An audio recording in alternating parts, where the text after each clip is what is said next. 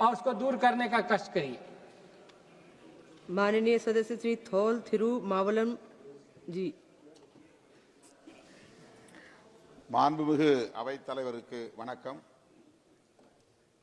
அண்மையில் நடைபெற்ற மாணவர் இளைஞர்களின் போராட்டத்தின் விளைவாக இந்த மசோதா அறிமுகப்படுத்தப்பட்டிருக்கிறது.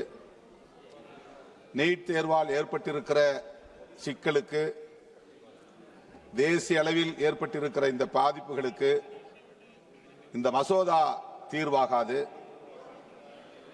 நீட் தேர்வு முறையே முற்றிலும் கைவிட வேண்டும் என்று விடுதலை சிறுத்தைகள் கட்சியின் சார்பில் வலியுறுத்துகிறேன்.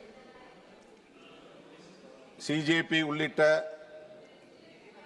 பல்வேறு அமைப்புகள், கட்சி சாராத மாணவர்கள், இளைஞர்கள் இந்த நீட் தேர்வினால், வினாத்தாள் கசிவினால் ஏற்பட்ட குளறுபடிகளை சீர் செய்ய வேண்டும் என்று அவர்கள் கோரிக்கை விடுத்திருந்தாலும், அமைச்சர் தர்மேந்திர பிரதான் அவர்களை பதவி விலக கோரியிருந்தாலும், அந்த போராட்டத்தின் கருப்பொருள் பாரதிய ஜனதா அரசு மக்கள் விரோத அரசாக மாறியிருக்கிறது, ஊழல் முறைகேடுகள் நிறைந்த ஒரு அரசாக இயங்குகிறது என்பதன் வெளிப்பாடு என்பதை சுட்டிக்காட்ட விரும்புகிறேன்.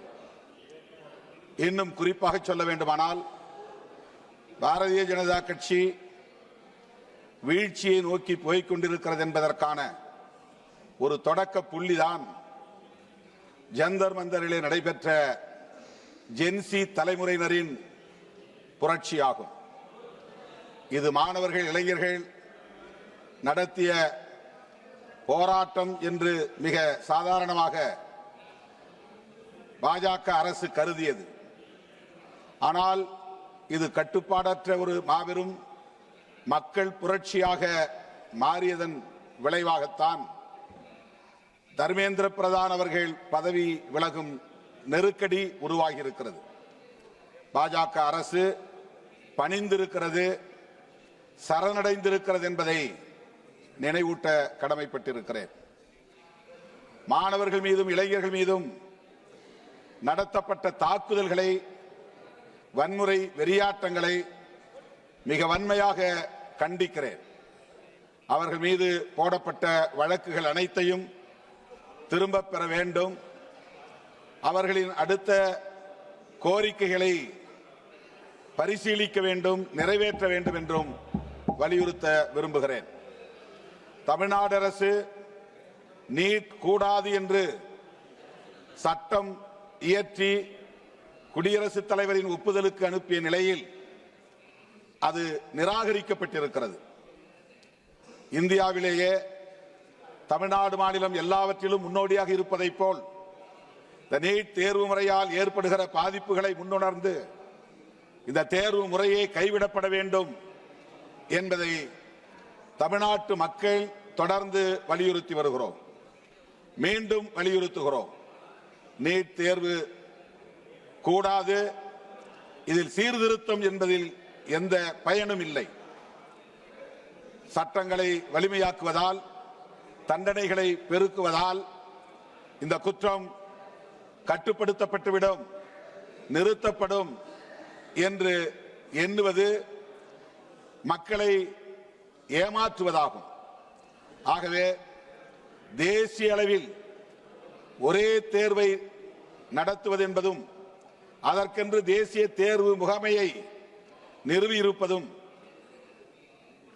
சாதாரண விளிம்புநிலை மக்களையும் மாநில அரசுகளையும் ஏய்க்கிற முயற்சி என்பதை சுட்டிக்காட்ட விரும்புகிறேன். ஆகவே இந்திய ஒன்றிய அரசுக்கு நான் விடுக்கிற வேண்டுகோள், அடுத்து தேசிய தேர்வு முகமையை கலைக்க வேண்டும். மாநில அரசுகளே தேர்வு முறைகளை வரையறுத்துக் கொள்ளவும், நுழைவுத் தேர்வை நடத்துவதற்கும் வழக்கம் போல் அனுமதிக்க வேண்டும் என்று கேட்டுக்கொள்கிறேன்.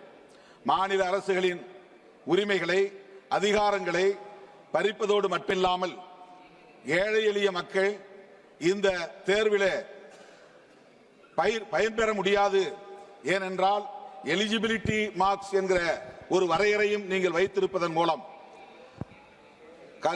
போதிய மதிப்பெண்களை எடுக்காதவர்கள் ஜஸ்ட் பாஸ் என்கிற நிலையிலே பெருமளவில் பணத்தை கொடுத்து தனியார் கல்வி நிறுவனங்களில் மருத்துவம் படிக்க முடியும் என்பதற்கான வாயில்களை திறந்து வைத்திருக்கிறீர்கள். இதனால் எந்த வகையிலும் கட்டணம் குறைக்கப்படவில்லை. ஏற்கனவே அவர்கள் கேபிடேஷன் ஃபீஸ் என்கிற முறையில் கொள்ளையடித்தார்கள். இப்போது நீங்கள் அதை சட்டப்பூர்வமாக்கி அதே தொகையை வசூலிப்பதற்கு அனுமதித்திருக்கிறீர்கள். ஆக எந்த வகையிலும் எந்த பயனும் விளிம்பு நிலை மக்களுக்கு கிடைக்கவில்லை.